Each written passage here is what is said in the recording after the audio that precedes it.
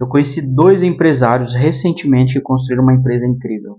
Mais de 40 anos de história, 34 milhões de faturamento por ano, mais de 100 funcionários, clientes gigantes do setor de energia. Alguns desses clientes, inclusive, há mais de 30 anos já com eles, né? Ou seja, uma empresa que nitidamente deu certo, verdade. Só que tem um problema, os donos têm 60 e 70 anos e não conseguem se aposentar. Não conseguem viajar, nem se desligar da empresa, não conseguem nem dormir direito. Porque se eles pararem de trabalhar, a empresa simplesmente trava, cara. E hoje eu vou te trazer um caso real de consultoria empresarial que a gente aplicou, que mostra como empresas sólidas como essa acabam virando reféns dos próprios donos e principalmente o que precisa acontecer para libertar uma empresa dessa dependência. É a nossa boa e velha análise estratégica de negócio e mercado. Essa empresa fica no Mato Grosso, são mais de 40 anos de operação, ela nasceu pequena, como praticamente toda empresa brasileira, né? E os donos começaram trabalhando muito, fechando contrato, construindo reputação. E isso no setor de energia, para quem conhece, principalmente no agro, é tudo. Porque relacionamento vale ouro. E eles foram crescendo, foram entregando, fidelizando o cliente. E com o tempo eles construíram uma carteira de cliente muito forte. E hoje essa empresa tem clientes que estão com eles já há 3 décadas. Não é pouca coisa, cara. Significa confiança, reputação, entrega mesmo. Então, assim, a gente não está falando de uma empresa ruim, a gente está falando de uma empresa bem construída. Só que tem um detalhe curioso, porque quanto mais a empresa cresceu, mais ela ficou dependente desses donos. E aí a gente chega num ponto que a empresa é grande, mas ela não funciona sozinha. Quando eu sentei para conversar com eles, um plano de consultoria, eles foram bem diretos, né? César, cara, o nosso problema não é cliente, não é faturamento. A gente fatura bem, tem uma boa margem, bom caixa. Mas o nosso problema é que tudo depende da gente. Se tem problema operacional, é para nós que eles ligam. Tem problema no campo, tem conflito interno, é para nós que todo mundo liga. Se um projeto trava, todo mundo liga para a gente para resolver. Todos os dias. E aí eu lembro que na conversa, nessa primeira conversa, um deles até me comentou, né, que nem viu o primeiro neto dele crescer. Pesado, cara, porque eu me vejo com a minha filhinha, eu tenho uma bebezinha, né, tá com 6 meses, e esse é meu maior medo. Então, no fim, qual é o resultado, né? São dois empresários que deveriam estar colhendo fruto de 40 anos de trabalho, cara. Mas eles estão trabalhando mais do que eles trabalhavam quando tinham 30 anos. Literalmente, apagando incêndio, tomando decisão pequena, resolvendo todo tipo de problema. E a pergunta que eles me fizeram cara, como é que a gente tira a empresa das nossas costas? E aí que começou o nosso diagnóstico. E dentro desse diagnóstico, surgiu um padrão que sinceramente é mais comum do que parece, né? Essa empresa ela cresceu, mas a gestão não acompanhou esse crescimento. E aí quando a gente começou a conversar com essa liderança, os líderes dessa empresa, a primeira coisa que me chamou a atenção foi o seguinte: os líderes não sabiam explicar o porquê das coisas. São bons em executar tarefa, né? Qualquer coisa técnica, um problema pontual, sabiam tudo, literalmente. Mas não sabem explicar processo. Nesse caso, especificamente, como a forma, né, que eles deveriam lidar com essas situações. Formas que fugiam da execução operacional. Então, eles não sabiam explicar decisões, prioridades, é tudo meio que no automático. Outra coisa que apareceu rápido nesse diagnóstico é que não tinha padronização, né? Cada área fazia as coisas de um jeito, cada gerente tocava o seu setor da forma que entendia melhor, e cada projeto ele nascia de um jeito diferente, sendo que o serviço é o mesmo, né? O serviço deveria ser muito padronizado, né? E aí, qual que é o resultado disso, cara? Quando dava problema, ninguém sabia quem deveria resolver. E quem mais sabia de tudo nessa empresa? Quem fundou. Os dito cujo dos donos. Então, assim, entre números, diagnóstico de número, né, processo e conversa, ficou claro que não existia uma matriz de comunicação. As pessoas não sabem quem decide, quem responde, quem resolve. Ou melhor, elas sabem, né? É tudo dono. E aí quando surge um problema, todo mundo faz a mesma coisa, quer ligar para esses donos, né? E o engraçado é que, olha isso, cara, os gerentes, coordenadores, supervisores, acham isso completamente normal, é no automático. Deu um problema lá no projeto do cliente X, ele já olha e fala, cara, ó, liga pro seu João, né? Lá que ele vai te falar o que tem que fazer. E o seu João é hipotético, né? Por uma questão de sigilo, eu vou preservar o nome da empresa e dos donos aqui, né? Até para manter a privacidade deles. Então esse problema ele é cultural. E aqui a gente vai para a parte mais importante do vídeo, onde eu vou te falar o plano de ação que a gente tomou nessa empresa. Antes de eu seguir, dá uma olhada aqui embaixo, vê se você está inscrito no canal, porque eu faço esse tipo de análise todo dia. Tem análise de mercado, cases de negócio como esse. E se essa análise já está fazendo sentido para você, clica no botão de hype para ajudar a fortalecer o canal. E se você tem uma empresa, ela está travada, você precisa de uma reestruturação, clica aqui nesse QR Code da consultoria empresarial, faça sua aplicação. A gente vai fazer um diagnóstico completo, montar um plano de ação para destravar o teu negócio em 90 dias. E aqui embaixo você pode me contratar como conselheiro, como um gestor de reestruturação da sua empresa para conduzir uma reestruturação completa no seu negócio. E também tem acesso à nossa plataforma com todos os treinamentos e a nossa comunidade para donos de empresa, né? Tá tudo aqui embaixo os links.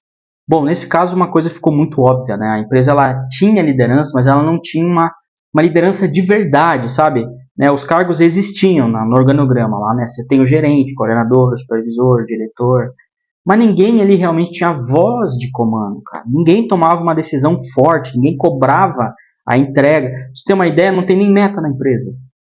É isso que eles querem crescer. Então, assim, ninguém organizava o sistema. E dentro de uma empresa, quando isso acontece, a empresa ela vira um organismo curioso, porque todo mundo trabalha, mas meio que ninguém lidera apesar dos cargos.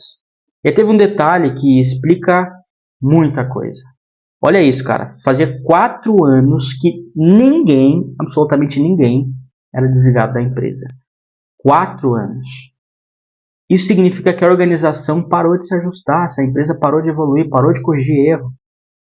E nesse tempo, não é que eles estavam estagnados, não, eles tentaram vários projetos, várias mudanças foram tentadas ali, mas nenhuma de fato andou de verdade. Reforço, quando não tem uma liderança forte, uma coisa que eu vejo muito, o projeto ele vira só uma reuniãozinha, né? E reuniãozinha não muda a empresa. E aí, assim, quando o diagnóstico terminou, o que a gente decidiu fazer, né? Já indo para o plano de ação. Primeiro passo, organizar o processo da empresa. Tudo precisa de um padrão, é o básico, né? Seja comercial, processo operacional, até o processo do gerente para tomar decisão, o processo da gestão, quando que esse cara se reúne, como ele se reúne, como que ele fala com um funcionário, né, em diversas situações. Porque a empresa grande ela não pode, hipótese alguma, funcionar no improviso. Tá? Segundo passo, criar um núcleo de desenvolvimento dessa liderança. Eu vejo que muitas empresas erram aqui, porque assim, você só promover não significa que você vai ter um líder de fato, só no papel. A liderança ela tem que ser formada, treinada, desenvolvida e principalmente cobrada. Então a gente foi criando camadas aqui, né? O diretor ele tem uma forma de agir, como ele está no estratégico, ele tem uma forma de olhar para os números e uma forma de cobrar o gerente. O gerente tem uma forma de agir, como ele está no tático, uma forma de olhar para os números e cobrar o coordenador. E assim por diante, tá? Processo, metodologia, e ficou aí basicamente um núcleo de liderança dentro dessa empresa. Esse projeto foi um projeto de consultoria, ele durou 8 meses, tá? Então eu estou trazendo o resumo aí para você, né? Obviamente sem trazer dados que possam comprometer aí a identidade da empresa e tudo mais, como a gente tem em contrato, confidencialidade. Mas beleza, esses 2 passos são, de certa forma, o básico, né? Só que o terceiro passo ele foi mais difícil para essa empresa especificamente, que foi substituir as lideranças que não performavam, porque ao longo do processo algumas lideranças, né, não se adaptaram. E aqui que aparece o maior dilema do empresário brasileiro, porque muitas dessas pessoas estão na empresa há anos. Elas já criaram relação com o dono, já fazem parte da história. Só que a história não sustenta a empresa. Você precisa de entrega quando se fala do mundo corporativo, de uma empresa, de um negócio. Assim, é uma coisa que, de certa forma, eu estou acostumado a lidar, porque quando você faz uma reestruturação, principalmente uma empresa dessa, né, que as pessoas pulavam a hierarquia direto para os donos, você precisa criar uma matriz de delegação aos poucos, né? Isso não é feito de forma abrupta, a gente faz todo um mapeamento de impacto, né? Eu gosto de entender, eu não gosto de comprometer a empresa. E também eu prezo muito pelas pessoas, então a gente vai tateando as pessoas e impondo, né, as regras, só que a partir do momento que uma regra é descumprida, vai ter uma consequência, e é aqui que dá esse choque, sabe, de cultura, porque não tinha consequência até ontem, até 3 meses atrás. Agora, de repente, a empresa está mudando e está tendo consequência. Como é que a gente lida com isso? E aqui a gente teve que desligar lideranças, desligar pessoas que estavam lá há anos. Só que faz parte dessa transição, faz parte de uma reestruturação, né? E é óbvio que a gente faz isso olhando para as áreas-chave da empresa. Então, por exemplo, tem uma área que é chave, é sensível, no caso deles, uma área dos técnicos, é uma mão de obra difícil, né? A gente monta um plano mais longo para que as pessoas não sintam tanto e não fiquem tão desconfortáveis. Mas se é uma área comercial, que você tem uma boa mão de obra, né, que você consegue contratar o vendedor no outro dia, e é processo, é meta, é vendas, o jogo é rápido. Então a empresa começou a ter vários choques culturais, só que a partir do momento que você vai trocando as pessoas é até engraçado de ver, né? Porque daí chega num ponto que parece que todo mundo entende que a empresa funciona daquele jeito e agora as coisas começam a andar. E foi isso que aconteceu basicamente nesse projeto. Teve um choque de realidade, primeiro mês, como de praxe, o pessoal mais assustado, segundo mês, viram que melhorou para todo mundo, porque, de certa forma, a gente tirou a sobrecarga do pessoal. Quando você coloca processo e liderança, você diminui a sobrecarga do time também, né? Porque você ensina o time a fazer mais. A gente melhorou sistemas também, trocou sistemas, né? Criou automações ali dentro, junto com o time de TI, inclusive tinha um time de TI muito bom ali, 5 pessoas boas que realmente entendiam do business, né? Sistema próprio deles. Então, assim, melhorou para todo mundo. E aí começa a ter regras. E aí, com essa regra, a gente coloca a meta e a coisa começa a andar de fato. E aí, assim, cara, esse caso, ele ensina uma coisa muito importante pra gente, né? Tem empresa travada, não por falta de cliente, de mercado, não, por falta de liderança. Se você é empresário, entende isso, cara. Se a tua liderança é fraca, a tua empresa vai ficar dependente de você e a tua empresa vai ser fraca. A tua empresa é reflexo dos teus líderes também. E você, empresário, para fazer o teu negócio continuar rodando, vai ter que virar operador. Empresa boa de verdade é aquela que funciona apesar do dono. E construir isso é uma decisão estratégica. Eu não estou dizendo que você tem que sair do operacional. Não. Mas só que a empresa não pode depender de você para andar. Tá? Você tem que transitar pelo operacional, analisar seus líderes, estar ali com eles, fomentar, motivar, fazer tudo isso. Mas a execução da empresa não pode depender de você. Porque você é um só, tem 24 horas, vai comprometer todo o teu negócio. Fechou? Fez sentido para ti esse case? Se fez, deixa aqui embaixo teu comentário, teu like, compartilha esse vídeo com o máximo de pessoas que você puder para ajudar a crescer o nosso canal. E até o próximo vídeo.